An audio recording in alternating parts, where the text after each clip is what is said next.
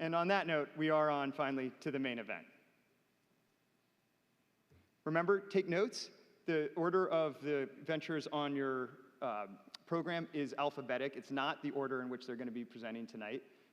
But feel free to take notes because, again, remember, you're going to be voting for up to where $3,000 in grant funding go tonight. Okay, so to that note, first up, we have SK and Arhum and their venture, Menyou. Thank you, Chaudhry. Hello. Wow. Crazy. So thank you, everyone, for being here. We're incredibly grateful for this opportunity. And then with that, we'll get started. I'm Sanjay Krshna. I'm Arhum Nadeem, and together, we founded Menyou. Menyou helps dining services predict demand and utilize feedback to improve efficiency and customer satisfaction.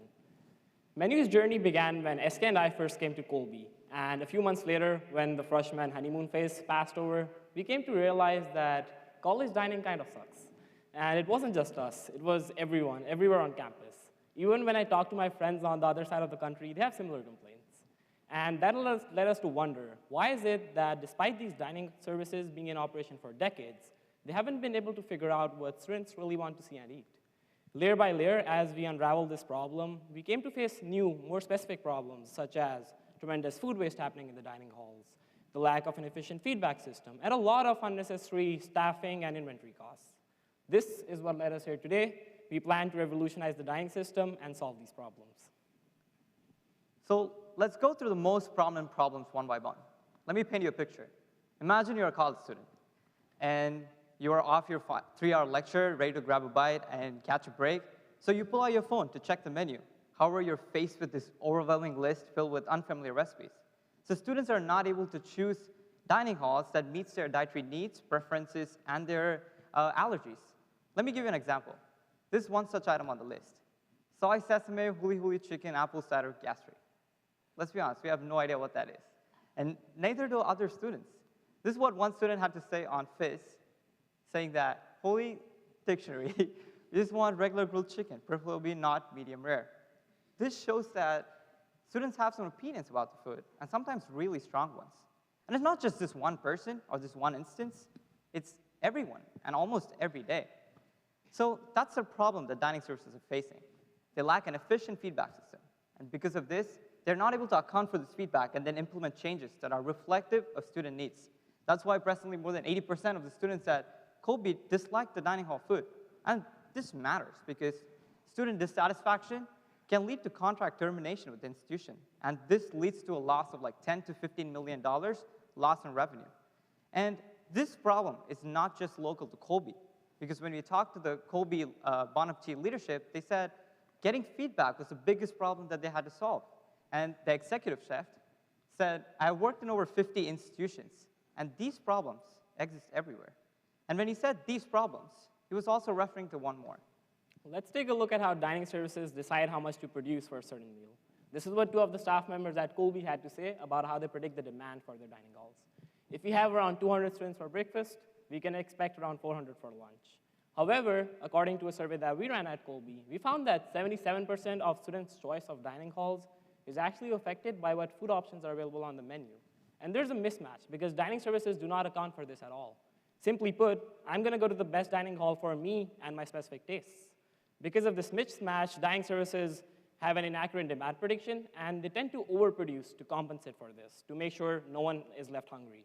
Because of this, there's a ton of food waste. And on an annual basis, college campuses in the US are responsible for 22 million pounds of food waste. Not only is this an environmental disaster, it's also a lot of unnecessary inventory and ingredient costs for dining services. These are the problems that we're trying to solve for them.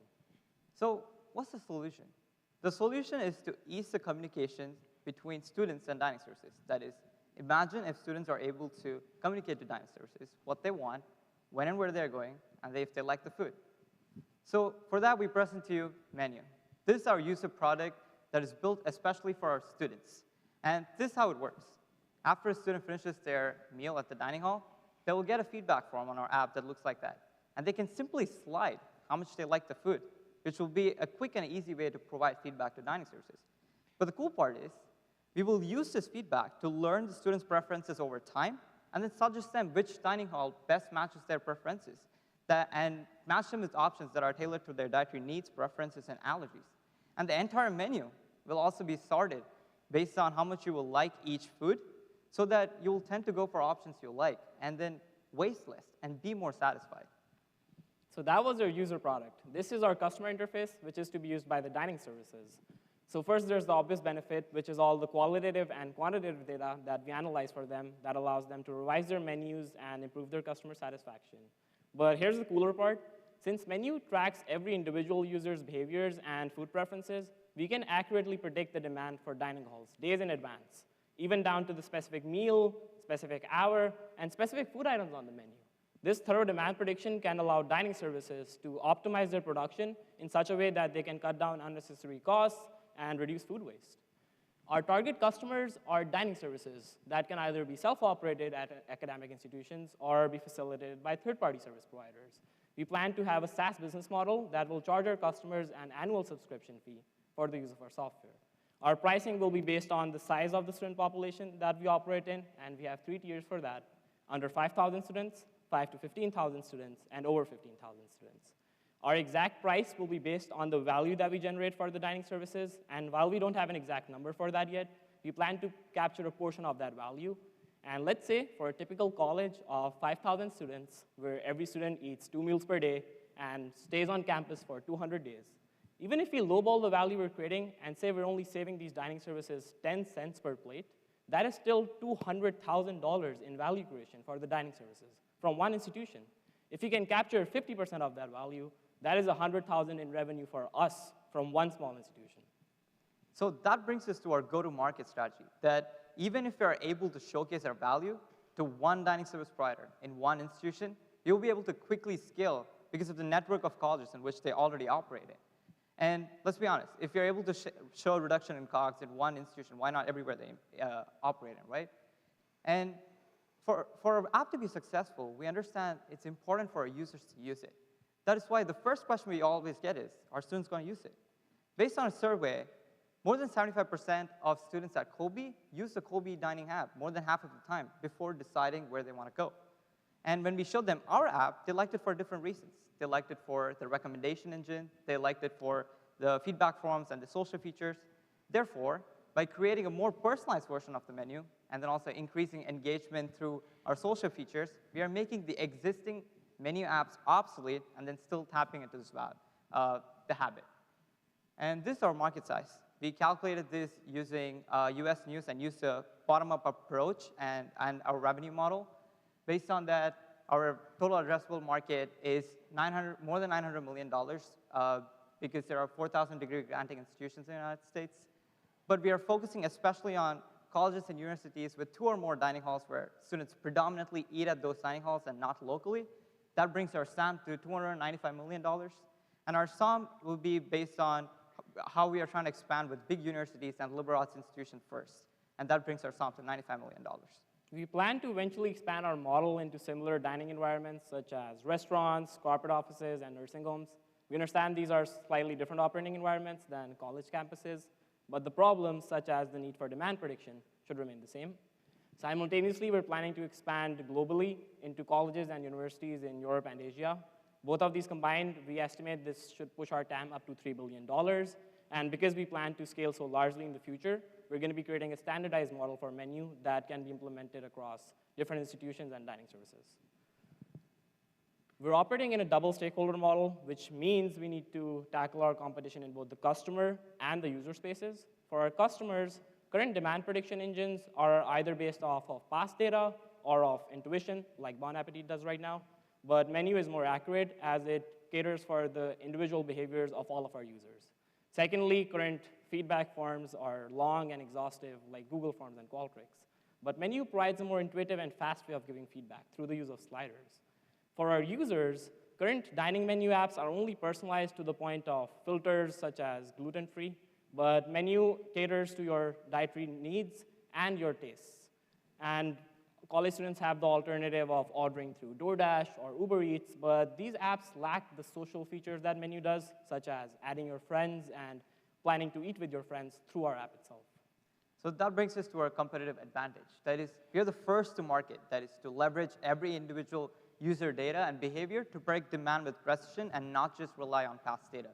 And by expanding within dining service networks, we establish strong partnerships and long-term contracts which prevent other competitors from entering the market.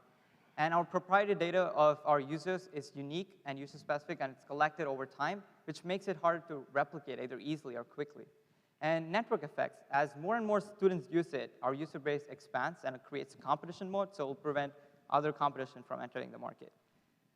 With the funds we were given so far, awards so far, we built and already released a user app for testing. It's presently in the hands of 25 beta testers, some of them in the audience right now, and we're almost simultaneously conducting a wider market research to understand the pain points of our customer better.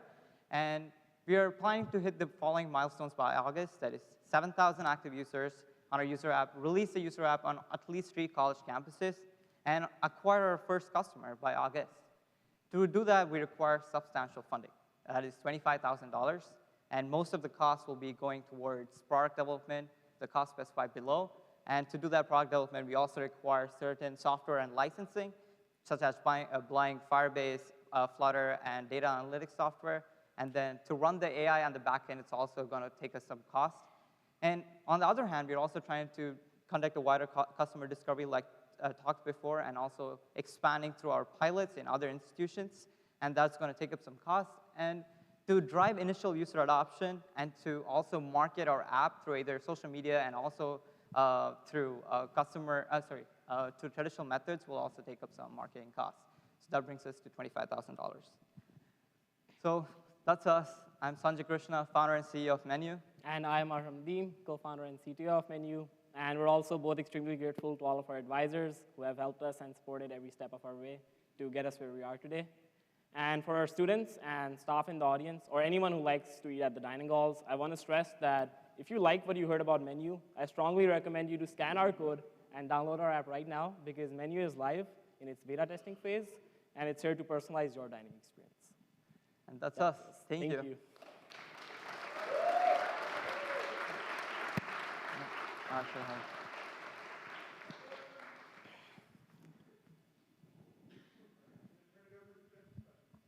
Wow. How do you expect to get the students to actually engage and provide feedback? Because that's going to be a critical part of this.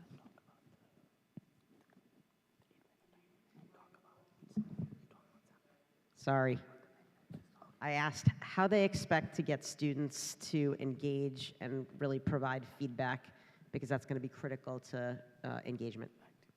So if we go back to our user demo, when you get the feedback form, which is after you go into a dining hall, there's an 8-second timer before you can access the recommendation screen. So if you're checking the app just to see at the menus, you have to wait 8 seconds before you can do that. And 8 seconds is more than enough for you to give feedback on whatever you ate anyways. So if you have a feedback form that's pending, it's going to force you to do the feedback first before you can access it. And then, as mentioned before, students have a tendency to look at dining menus before they decide where they want to go. So we feel like they're going to look at our app just to decide and then see which dining hall matches with them the most, but they can't just like look at it, because they will be automatically pushed to give feedback. And yeah, and we also don't need a lot of feedback. With just like 3 weeks of data, we would be able to provide them recommendations with almost 90% accuracy. So you mentioned you have 25 users ready. It's not a lot of users, but that's great. I was surprised you didn't give, as small as this group was, any data back about how engaged those users are, because I think anyone who hears this pitch is going to wonder whether you can really get people to use this over and over and over again. So how's it going with the 25 users so far?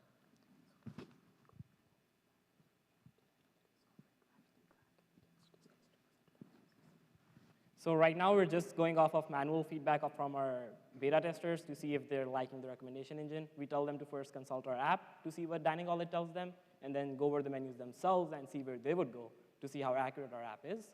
Secondly, and what we are trying to do right now is using our data analytics software.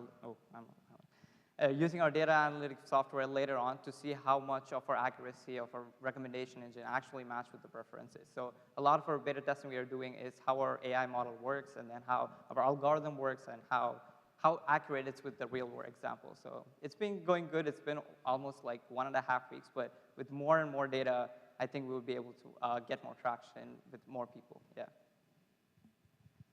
I imagine that it's pretty easy to overfit based on a small subset or a small sample size of users.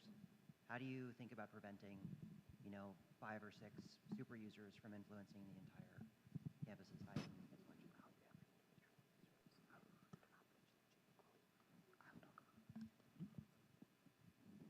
Okay.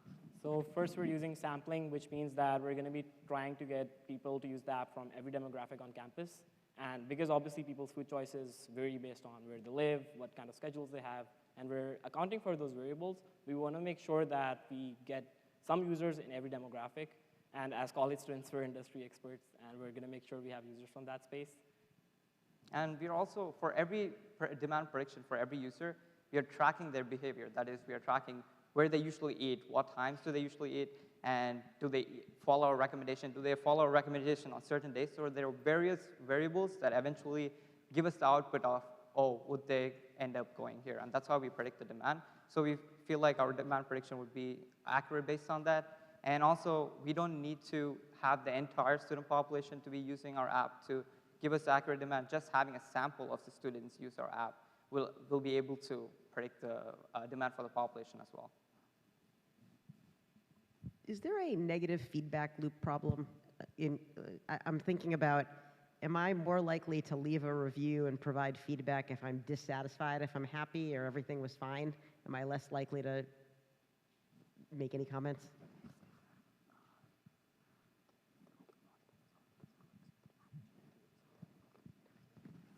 So it's true that usually on online platforms, people are more incentivized to give negative feedback instead of positive ones, because if they're satisfied, they have nothing to talk about. But for our app, there's incentive to give positive feedback, because their feedbacks and the slider values is what fuels the recommendation engine in the first place. So if they tell us which food they will like, we'll be able to check for that and tell them when it shows up in a dining hall. And there's also incentive to provide negative feedback, because all of the students here want better dining hall food. So by providing feedback, it will eventually help the dining services to account for that feedback and then make changes to the menu that are reflective of student needs. For instance, there was this thing called blueberry chicken on our campus dining halls for a long time, and it was staying there for like almost 3 weeks, 4 weeks, unless they were able to take care of the feedback and then make it almost like 3 months later. So that's what we were trying to do. It's just given more quantitative and qualitative data as soon as possible, so they're able to get rid of that. Because a lot of these feedback, if you see, they're also negative feedback, so yeah.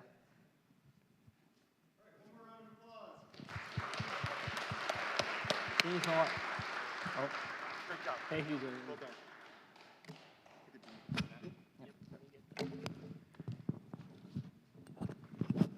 Okay.